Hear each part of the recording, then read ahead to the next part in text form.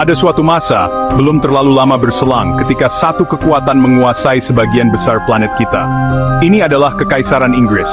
Itu adalah ciptaan yang luar biasa, permadani luas dari tanah dan orang-orang yang terjalin oleh ambisi, perdagangan, dan kekuatan tekad semata. Dari pegunungan Kanada yang tertutup salju hingga dataran India yang bermandikan matahari, dari jantung Afrika yang bersemangat hingga pantai Australia yang jauh.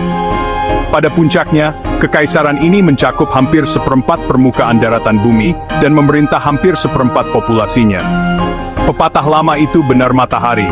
Dalam perjalanan hariannya melintasi langit, tidak pernah benar-benar terbenam di Kekaisaran Inggris. Mesin kekaisaran ini adalah angkatan lautnya yang tangguh, angkatan laut kerajaan, yang berpatroli di samudra dunia. Jalur laut inilah yang bertindak sebagai arteri kekaisaran, membawa bahan mentah seperti kapas dari India, karet dari Malaya, dan emas dari Afrika Selatan, ke jantung industri Inggris. Sebagai balasannya, barang-barang manufaktur mengalir kembali keluar, menciptakan jaringan ekonomi yang kompleks. Awal abad ke-20 menyaksikan Kekaisaran Inggris berada di puncak kekuasaannya. Tampaknya tak terkalahkan, raksasa global tanpa tanding. Namun, jauh di dalam benteng yang tampaknya tak tertembus ini, retakan halus pertama mulai terbentuk. Ujian besar pertama datang dalam bentuk konflik global berskala belum pernah terjadi sebelumnya. Perang Dunia Pertama. Jutaan tentara dari seluruh koloni, dari India, Afrika, Kanada, dan Australia, dipanggil untuk bertempur dan mati di parit-parit berlumpur Eropa.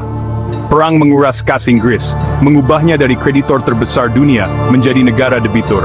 Fondasi ekonomi kekaisaran, yang dulunya begitu kokoh, kini terguncang parah.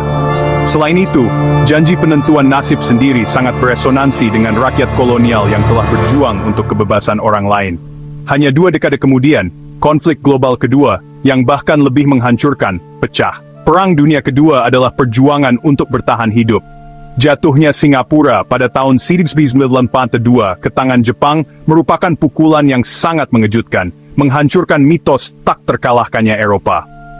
Pada akhir Perang Dunia Kedua pada tahun 1945, Inggris mungkin berada di pihak pemenang, tetapi itu adalah kemenangan yang pahit. Negara itu tidak lagi memiliki sumber daya keuangan atau kemauan politik untuk mempertahankan kekaisaran luar negerinya yang luas dan mahal. Sementara perang besar menghantam kekaisaran dari luar, kekuatan baru yang dahsyat bangkit dari dalam. Di seluruh dunia, bisikan-bisikan perlawanan yang pelan tumbuh menjadi raungan kuat untuk kemerdekaan. Ini adalah angin perubahan, membawa suara-suara orang-orang yang tidak lagi ingin menjadi subjek, tetapi warga negara dari negara-negara bebas mereka sendiri. Di India, seorang pria bernama Mohandas Karamchand Gandhi memelopori bentuk perlawanan revolusioner. Filosofi pembangkangan sipil tanpa kekerasan, atau satyagraha, merebut imajinasi jutaan orang. Melalui boikot barang-barang Inggris, pawai damai seperti pawai garam yang terkenal, dan kesediaan untuk menanggung pemenjaraan dan kesulitan.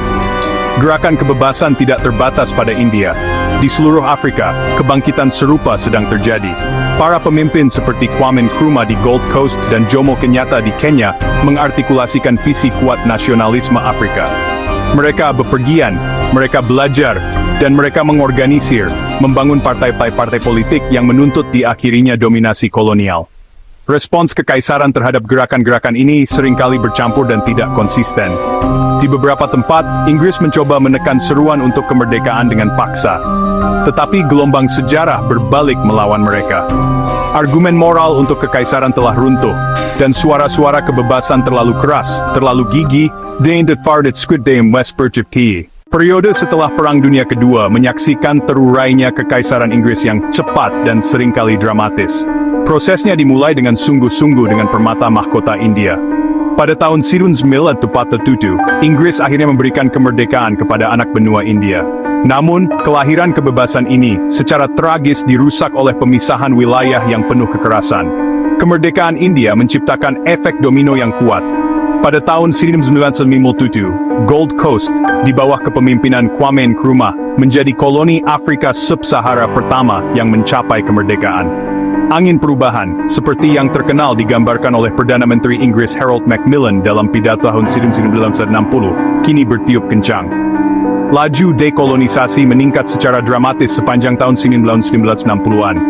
Itu adalah dekade upacara pengibaran bendera dan lagu kebangsaan, ketika wilayah-wilayah memperoleh kedaulatan mereka.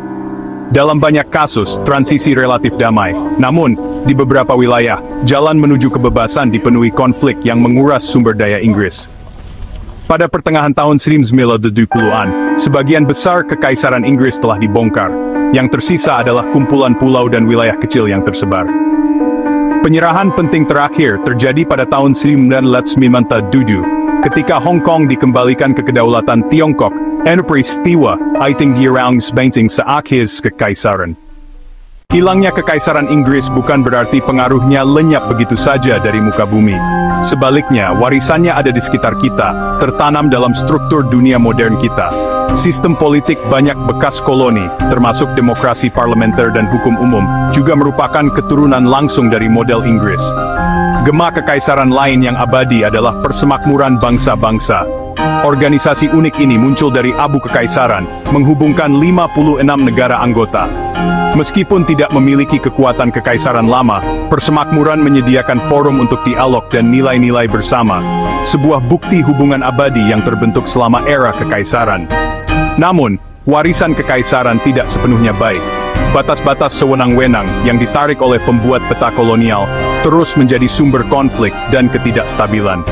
Struktur ekonomi yang didirikan selama periode kolonial juga telah membuat banyak negara yang baru merdeka berjuang dengan ketergantungan dan keterbelakangan. Pada akhirnya, kisah naik turunnya kekaisaran Inggris adalah pelajaran mendalam tentang sifat kekuasaan dan keniscayaan perubahan. Ini menunjukkan kepada kita bahwa bahkan dominasi yang paling perkasa pun tidak permanen.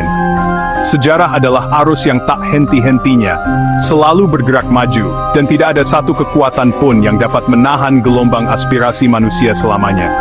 Dunia yang kita huni saat ini sangat dibentuk oleh keberadaannya dan, sama dalamnya, oleh kehancurannya.